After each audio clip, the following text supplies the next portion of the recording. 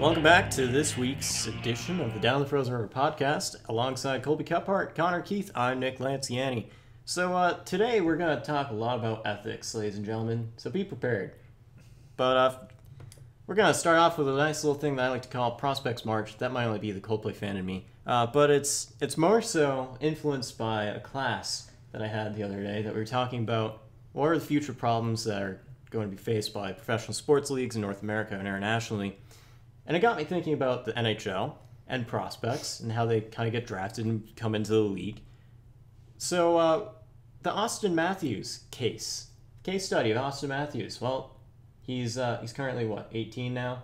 Yeah. Went off to Europe, signed a $400,000 contract, playing in the Swiss League for a year before getting drafted. Yeah.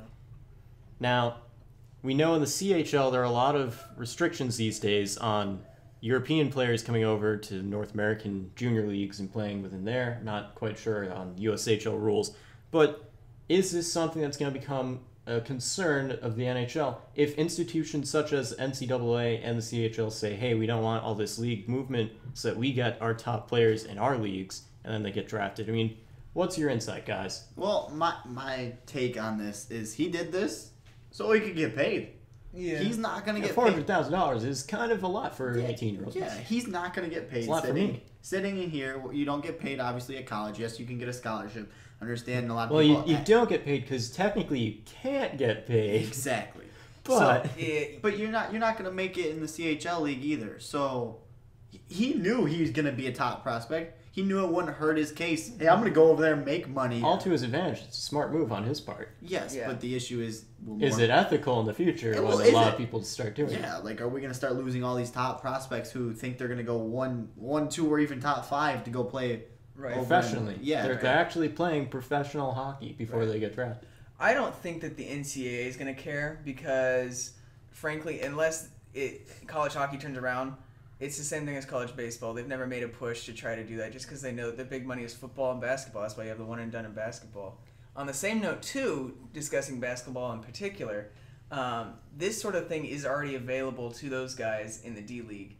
But we're not talking about the same kind of coaching or the same kind of money at all. So it's different in that sense, but it still is available. Well, NHL still faces this issue, as I know the Bruins were scared to lose Kokolechev. They thought he was going to go back over to Russia to play.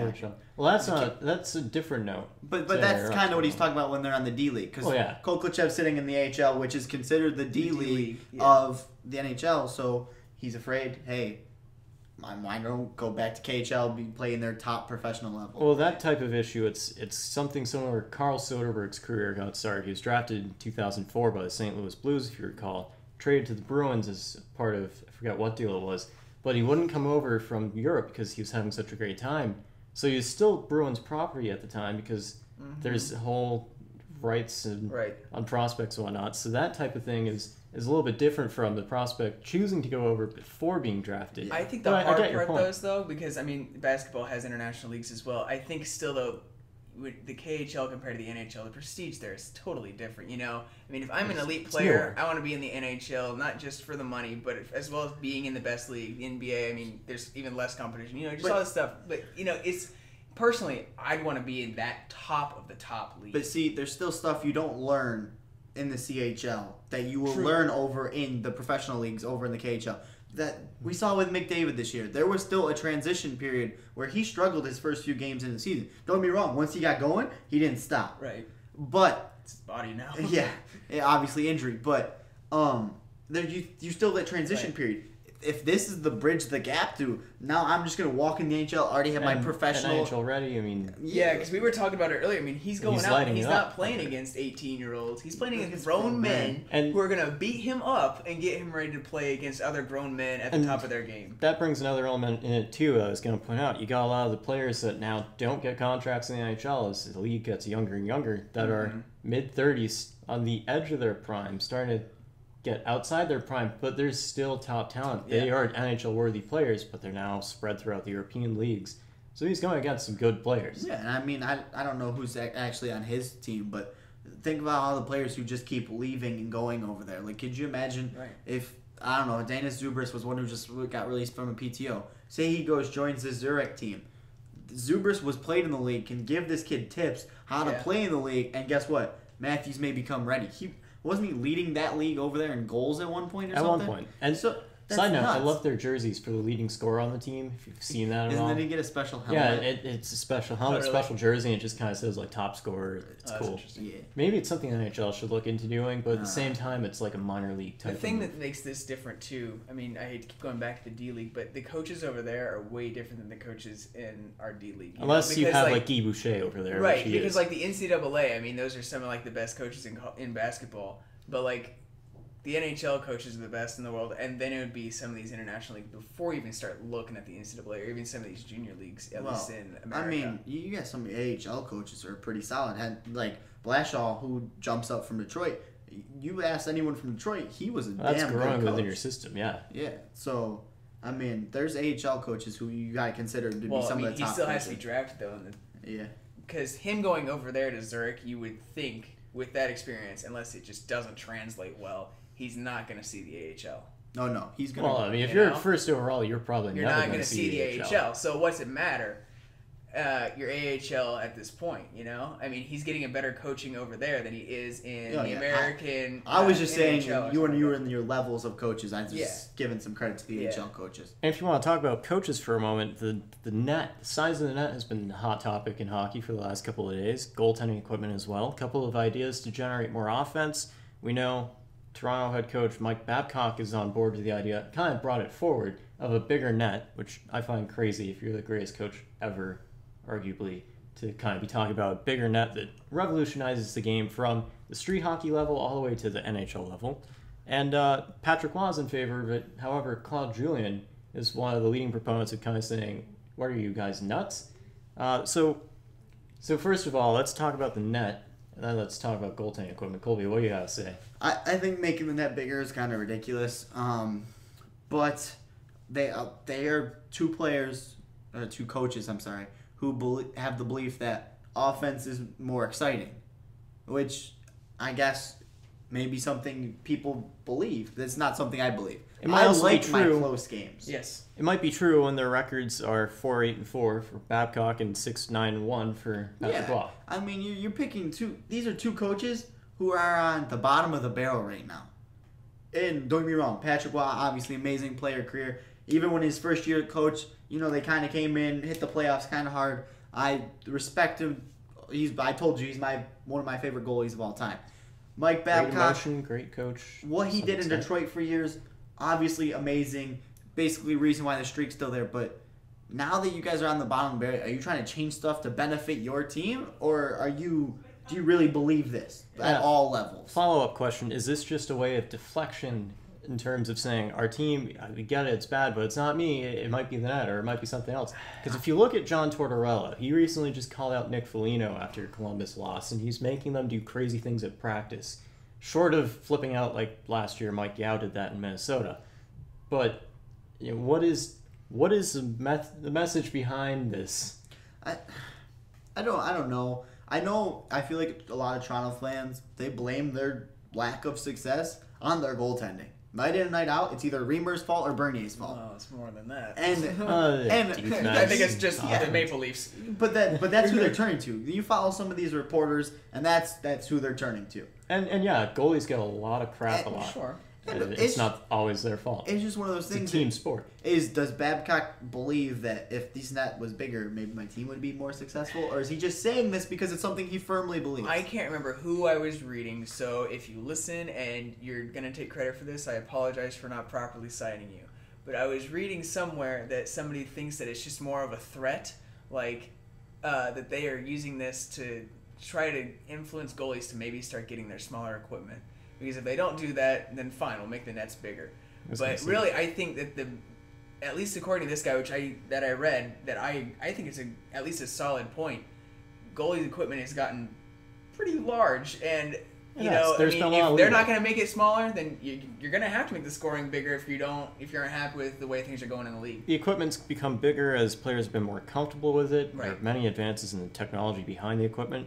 but goalies have also become bigger. You True. got guys that are 6'5", 6'6", 6'7", standing in goal, taking up the entire goal. Well, you got to add includes. You're talking size. Ben Bishop. That's half that man's success. No offense to him. You're talking Yeah, I mean, he's Pecorino, still Ben good, Bishop. Those two goalies alone fit within the 6'5", 6'7" category. Yeah.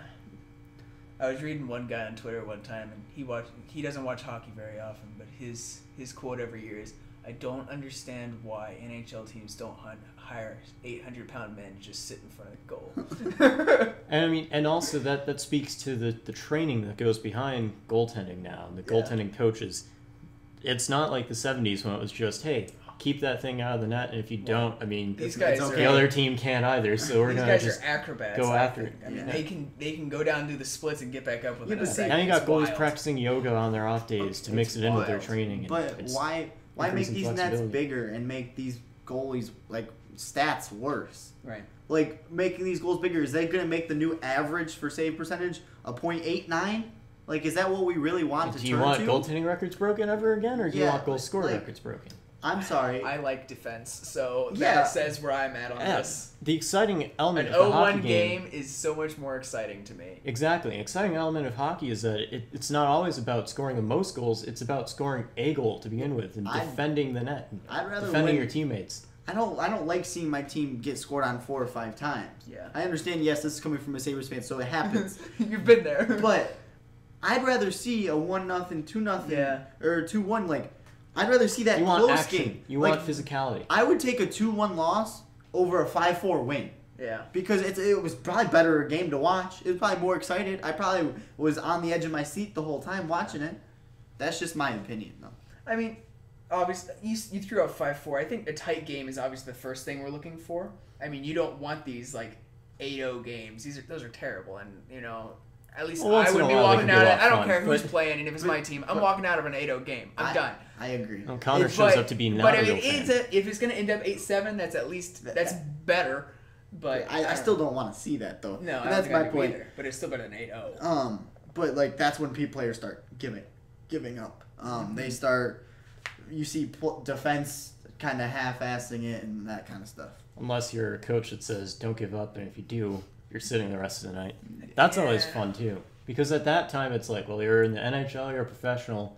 You can't just be like, oh, we're up 8-0, nothing, mercy rule. No, you're a professional hockey player. Play like one. That doesn't pan out in sports all the time, though. So that brings us to a couple more ethical questions. Coaches Challenge this year, a fun thing that has been implemented within the game. On Tuesday, I was watching Hockey Central on NHL Network. They were talking about the Coaches Challenge and ways of generating more offense. They were talking about how Coaches Challenge is currently just primarily limited to offsides and goaltender interference and goals, you know, whether a goal or not a goal. Do you guys ever think that this will be expanded? Are you in favor of the Coaches Challenge? What do you hate about it right now? I mean, I see the looks of displeasure on your faces right now. I don't know if it's displeasure, but... Disgust, then. Yeah, I don't know, because, I mean, I'm a huge baseball fan. It's been talked about before, and I was worried that the challenge in baseball is going to make it The game's suck. already slow, so... Yeah, you can get over it. But, like, I don't know. Overall, it really didn't change the game that much as far as, like, making it that much longer. It's kind of made I don't think the NHL is going to end up that way either. I don't think they're going to expand it. I don't think it needs to be like the NFL where you get 2 challenges and all that stuff. I think it just needs one challenge. One challenge. That being said, I mean, you can say something. I saw something in a Blues game, though, that I'd like to point out. That, I don't know, you might have something that goes with the original point, though. I don't know. I'm just not a fan of it because I think you're going to start to see more tactics involved. You know, if a team has a 1-0 lead and they get tied, like that, some other team ties the game, and then they even score another goal that may be questionable, you're seeing a coach throughout the challenge, and even if he loses it, he's still winning. Because it's a timeout. Mm-hmm. It's killing the momentum. Because I've seen these challenges go on for 5-10 minutes, and we're sitting here like, come on, let's get the play going. This is not what hockey's about. Yeah. So, talking about tactics, though, actually, I'd like to jump in there. Yeah, go ahead. I was watching a Blues game. I forget which game it was. It was 2 or 3 weeks ago. It's pretty bad for a Blues fan. We don't get it in the South, okay? But it's always the radio. Whatever. Just continue. And it actually no, it was the Chicago game. There you go. And Hitch, instead of calling a timeout, he pulled Allen over onto the bench and sent out slightly Elliott. different tactics of pulling goaltenders. He did a goaling change instead of calling his timeout because he didn't want to use that timeout so he loses his challenge. Right. So he's going under the radar, and while it may be creative, it's kind of sneaky and unethical to be doing that just because he put Allen back in within a minute or two. So I don't know. It's just it's funky. Well, I mean, okay, so last night or Thursday night, sorry, the Sabres won. Huberdeau scores, and it looks like Florida's going to get the momentum. Bylsma challenges the play, and it was pretty clear the first replay that we were not going to win this. And it was like you almost knew we weren't going to win this, and it seemed like Bylsma knew he wasn't going to win this. So it was kind of just like, we're going to kill you momentum, and then what happens? 2 minutes later, we go down and score, closing out the end of the period. Mm-hmm. It's like it's becoming more tactics when, I have my timeout, but now I have my challenge, and so if I want to kill the momentum, I don't necessarily have to call a timeout. I can just throw a challenge, and we can waste even more time than I get. If you lose that challenge, you lose the timeout. I know, but it's that extended time off. Yeah, right. Well, so that's the next thing I was going to ask is, so if Coach's Challenge doesn't get expanded, do they at least take it out of the rink and go to Toronto into the war room with, let's review this and get it right? I think baseball's the main done it point well. of bringing in the Coach's Challenge was to get the call right. That's what was actually talked about. I was looking at Twitter as the Sabres then the Panthers were challenging the Sabres goal. They mentioned it on Hockey Central too. Yeah, they were talking about how long it was taking, and all the Buffalo analysts were like, just send it to Toronto. Yeah. Because you're sitting there looking at this tiny screen. Look at a lot of goals worthless. as it is. It's smaller than an iPad. Yeah, and so they're trying to make a judgment off this tiny screen. It's worthless, yeah. And they said they have the option to call Toronto. So why aren't refs just going, okay, I'm not going to be able to tell on this. Hello, Toronto, what do you think? Yeah, that's what baseball's done, is they send them all to New York. It all goes away from the stadium, and I think that has helped expedite things. Refs you have an umpire already assigned to that game, and he's watching the game, and he's already taking tabs on it before even the challenge call comes in. And so he's already making a opinion and making a ruling before they even give him a call. Yeah, I don't know. I'm not a big fan right now of the Coach's Challenge. Not just because the Sabres have not been successful with it. I'm just, Ovechkin, come on, man. He scores to break the record tonight, and he has it pulled away. And it's just... Sportsnet Stats had a nice tweet. Which, I mean, that'll last for like just 2 days. He'll score something. I know, but still, I know. But still, unless he shoots another 15 on Pierre Mrazek and doesn't score But the whole one. offsides, it's like, the linesman missed this. What is, and it had people Andrew Peters. I read you guys this during the game. Then you have people starting to question the linesman. How are you missing this call? Yeah. And then I gave you the other scenario. Well, in any sport, refs and linesmen are always going to be questioned. Because actually, since Hawkeye's been introduced in tennis too, line judges there have become very uncertain, and so they'll just call it one way, and they'll give the tennis player, they'll just give him a face. And it'll be like, fine, I'll challenge, because this person isn't confident. We'll just let it go to a computer.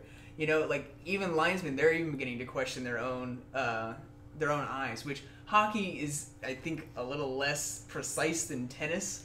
But still, I mean, if people are going to be like, fine, I'll challenge it, whatever. It just doesn't make it worthwhile anymore. Well, does this mean we're going to have to bring a goal line technology like Premier League soccer? Well, it's in Hawkeye already. They I'd be kind of psyched for that, but at the same time, they kind of want to with dealing with an actual goal. Can we put cameras inside the post? Like the NFL pylons? Yeah, those things are sweet. I like that. I love how they open up to the public now. But I gave you another issue they're going to run into. So what happens if, like I said, Team A goes offsides, but Team B instantly gets the puck out of the zone? But they didn't call the offside. Sorry, I should have said that. Team B gets the puck, goes down and scores. Well, can I challenge it because my Team A was offside? Right.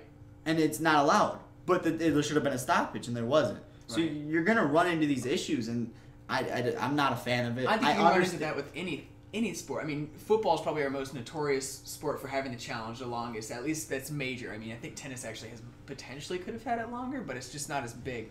I mean, but football's been running that forever, too. Like, coaches can call a challenge on a score, and the minute they do that, then the challenge is over and the score stands. There's just funky rules everywhere. Like I said, I'm not a fan of it. I appreciate the NHL trying to make sure they get the right call on the ice. and I like the idea of it. But right now, I see it slowing down the game. It's too a much. nice check and balance, but it's still in its infancy. It needs to grow up a little bit. Yeah. I mean, it needs to be developed and changed a bit, but I don't know. I guess at the end of the day, it doesn't seem all that bad. I know prior to it being implemented, I was against it. Like, what are you thinking? You're gonna slow the game down. I love hockey, the fast pace of it. It's a lot better than other sports. But I mean, is it really all that bad? Yeah. Not at this point. So that brings up. Because I think the hard thing too is we need these, going off that fast paced thing too. It can't be like baseball where they put the game under protest, because you can't just play a hockey game again tomorrow. I mean, it's a much more. If you want to, that'd be fun. No, it's a much more play hockey game. Because hop on the when plane, you do a go. game under protest in baseball, if that play ends up being overturned, you go back to that exact part of that game and start it all over. And you can't do that with such a physical game as hockey, or certainly not football. Well, I mean, they kind of do. Yeah, It's not. So actually what the way to do happens that. when your player becomes healthy and now he's going to be in the lineup for the Well, next the night? lineups are locked. It's Now we're just going down the really trippy road. Yeah, but it has to be too fast. You know, we can't be having this lasting forever and going into the next day. You know. So the whole premise of this podcast is for you that are interested, if you actually care about our lives at all. Thank you. Also, what? That's weird. Anyway, That's what you get when you get a liberal arts education. You get that ethics class, and you start analyzing everything. well, it's fun because we normally have these conversations, and we're like, you know what? We should finally record a podcast as we're talking normally, and so that's the product of this. So speaking more on ethics, what do we want to do now? Flint Firebirds or the other thing? Yeah, let's talk about the Flint Firebirds, since that kind of got resolved. But if you didn't hear, about a week ago, Flint Firebirds were down 3-1. I forget who they were playing, but they came back. They won 4-3 in overtime. The owner's son's on the team. He hasn't been getting a lot of playing time, but as a result, the owner fired the entire coaching staff. All the players, including the owner's son, walked in, Rudy style, took off their jerseys, said, forget this. We don't want to play for you guys if that's how you're going to be. And then, basically the players walked out. The next day, everyone knew about it. They're like, well, that's crazy, especially in CHL hockey and everything. Right. So the owner ended up being like, all right, I'll be a nice guy, and rehired back every guy on the coaching staff.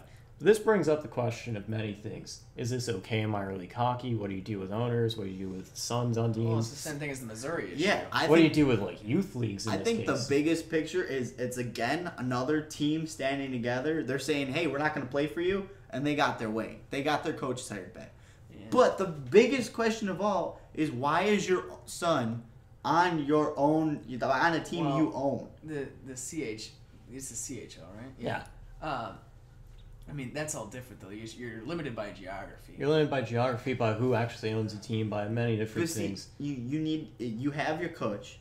You need to trust that he's playing your son the best. You can't.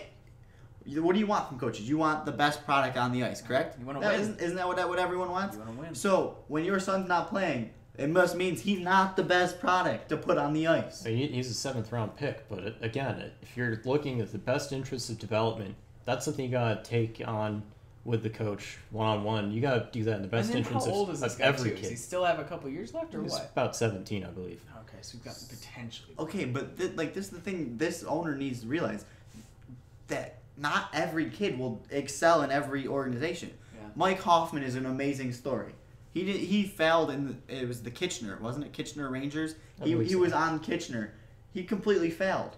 He had to go move to play in the QMJHL. There are plenty of junior players that just have horrible junior careers to get undrafted, and then they sign with an NHL team. Well, he goes to a totally different league, shines, ends up getting drafted, and is now shining in the NHL. Or they move organizations and they do well and they get drafted. But, I mean, if you want to talk about guys like Tyler Johnson, Martin St. Louis, where they have their junior career or college career, and it's successful, but not successful enough to catch an eye and be like, hey, yeah, we could draft this kid, mold this kid, shape this kid, do whatever we want with him. I mean, that's just sports. So at the end of the day, it's about what can you do for the best of your organization. There's numbers out there of how many even college athletes end up playing pro sports, and the numbers are very small. Very small. And I think we can include these amateur leagues like the CHL, just all these different stuff in that stat. I mean, it's something like 9% of all sports in college end up in the pros. I mean, your odds are very slim. And you know what? Athletes need to come to that realization, like, I may not make it, you know? There's actually a very interesting video about that at the NCAA President's Conference, or whatever it was, from a couple of years ago that I watched in one of my classes. Like, if I find it again, maybe I'll share it on the site. It's about basketball, but mostly with the stats that they bring out. But it's that similar type of thing. Division I athletes think they're going to go pro. About half of them maybe do. Division II, 3/4 of them think they're going to go pro, and only like 2% of them do. D3 is a joke. Good luck. However many think they're going to go pro, none of them do. That type of thing. It's a lot of interesting stuff, and that has nothing to do with hockey. But let's get to the other side of the coin that we're going to talk about briefly. The ethics of fantasy sports in general, DraftKings, a lot of that's been up in the news.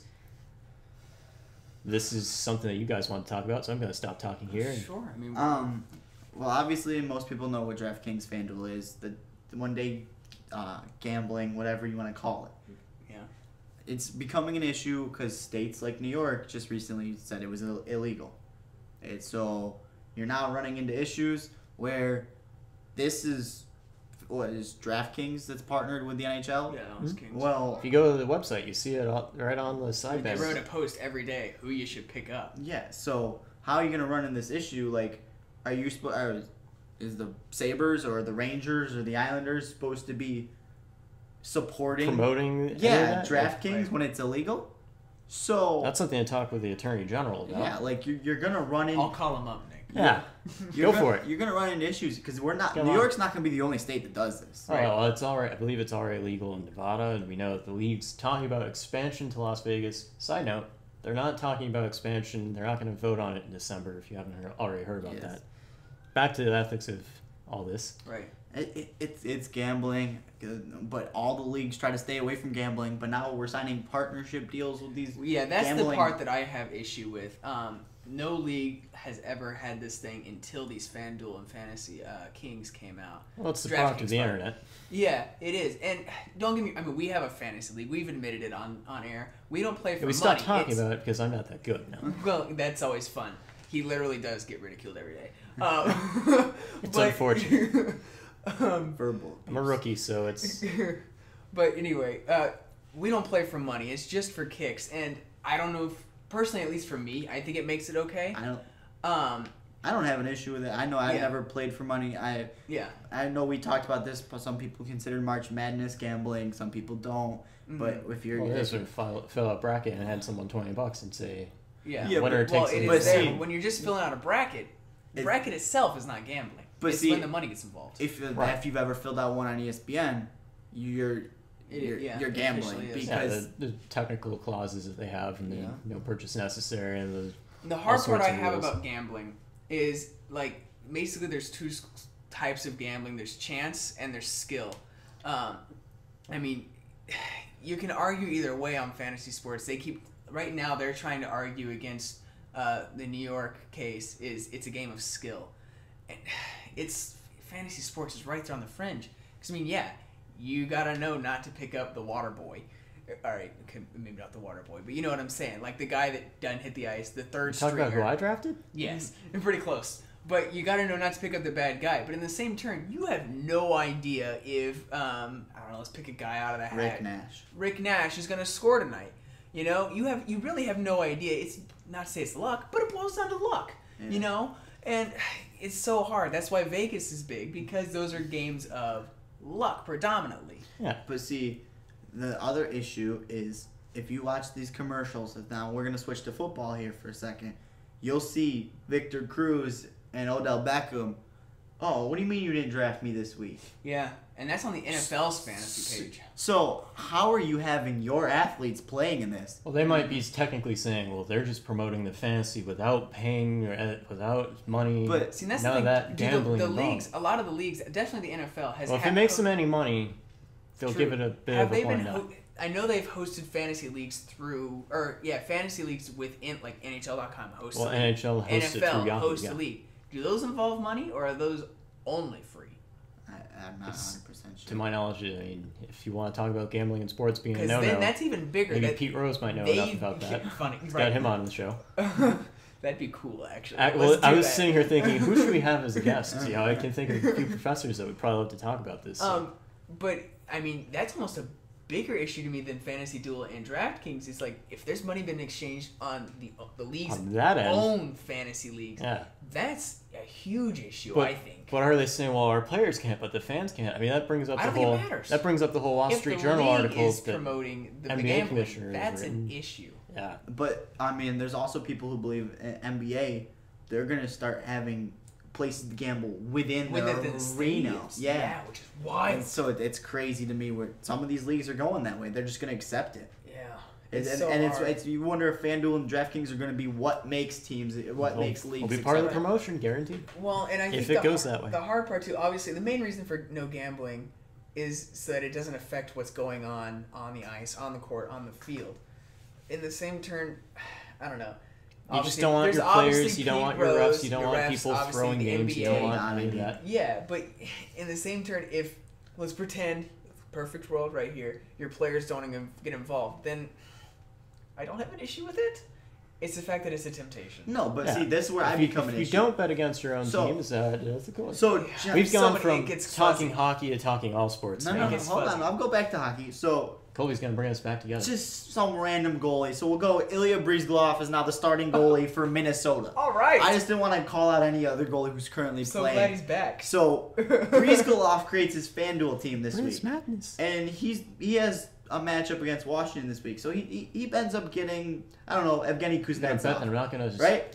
So, Well, of course, he's gonna let him we're winning 4-1 right now. So if Kuzi's coming down, hey, I might slide off the yeah. side. Oh man, I didn't make that save. I think it might look a little obvious at that point if you're talking goaltending. Black Okay, Sox 101. but The way now that it they becomes fly. defenseman. I'm gonna pinch in so Ovechkin can get by, Well, it by depends me what and go defense. score. And- If it's a guy like Dennis Weidman, then it's just, oh, that was a horrible play, and you would never know. But you see, my point is, you're gonna start.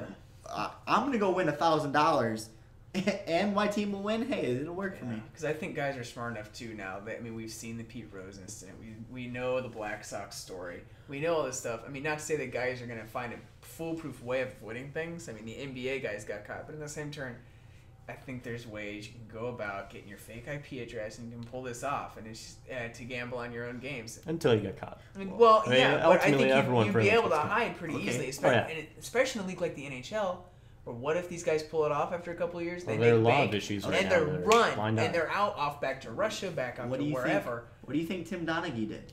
The NBA referee. You could even Right. mention Thomas Vanek He briefly didn't- with some of the issues that He he's didn't get caught until after he resigned, After he resigned. and then they started looking into it. And he Oh, we should go back and change these stats on the games, yeah.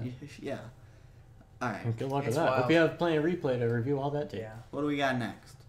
Well, you guys wanted to point out the return of Pavel Datsyuk to the Detroit Red Wings lineup. Yeah, I'd just like to give a nice big shout out to him. I'm kind of glad to see him back. Let's face it, he's one of the best players in the NHL. Not saying he's the best, just saying he's one of them. I think he'll give a nice boost to the Red Wings, see if they can continue to make these playoffs.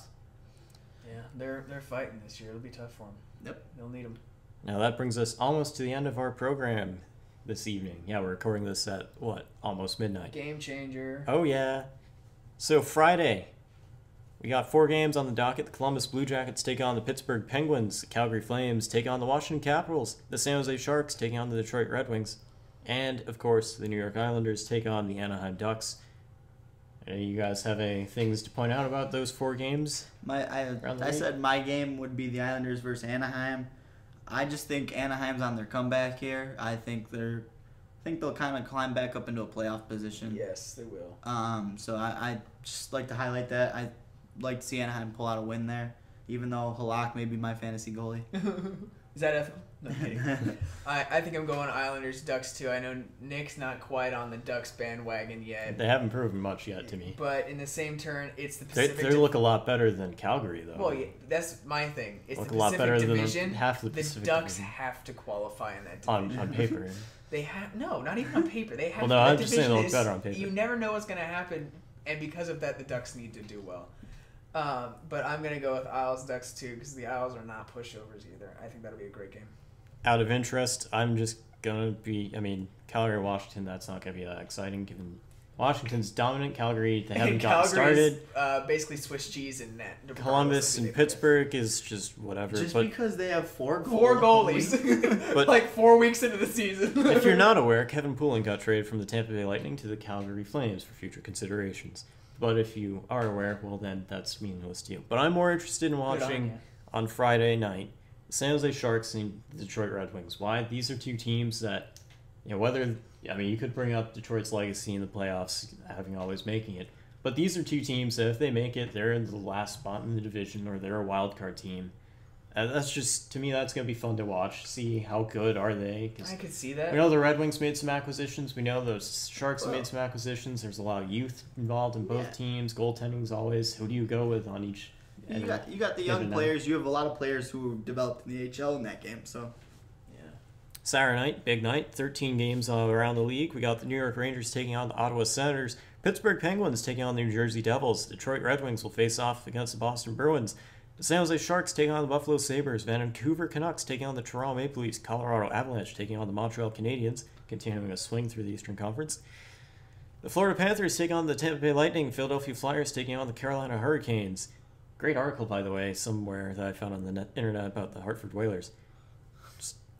Just felt, I don't know. He still wants them to show up, guys. Something told me about dropping that in there. But anyway. He still plays Brass Bonanza. It's a great song, actually. Arizona Coyotes got me all thrown off because I'm thinking Brass Bonanza. Sorry. Taking on the Columbus Blue Jackets. Winnipeg Jets taking on the Nashville Predators. Chicago Blackhawks taking on the St. Louis Blues. We know Connor will be watching that one. Yep. Minnesota Wild taking on the Dallas Stars. I almost said Dallas Red Wings because there's so many of these teams. We're almost through, people.